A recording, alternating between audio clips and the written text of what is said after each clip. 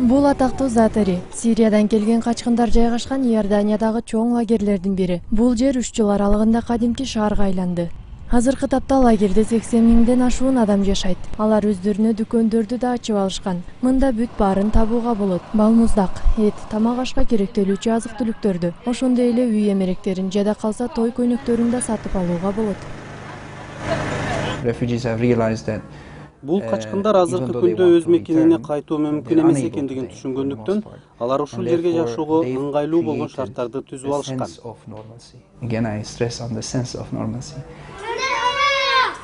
Бул жерде капоэйра жана таэквондо сыяктуу секциялар иштейт. Ошондой эле диний адамдар эмгектенген ЗАГС жана төрөт үйү да бар. Эмне болот билбеймин, бирок мен негиздериме биздикиндей эмес, тынч, жаркын келечек каалаймын.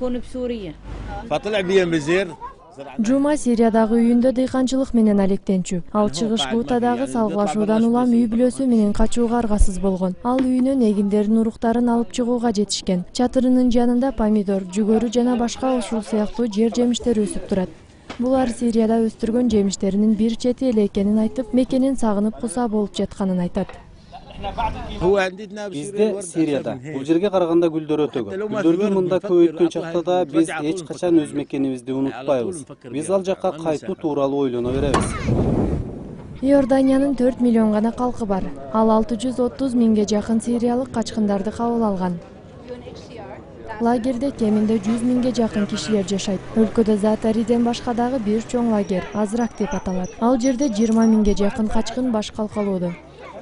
Калган жарым миллиону калктуу конуштарда отурукташып, кээ бирлери жергиликтүү уюмдарга да кошулуп кеткен. Аларга Бириккен Улуттар уюму тарабынан акчалай жардамдар көрсөтүлүп турат. Бирок мындай жардам баары бир кадимки туруктуу жашоо үчүн жетишсиз.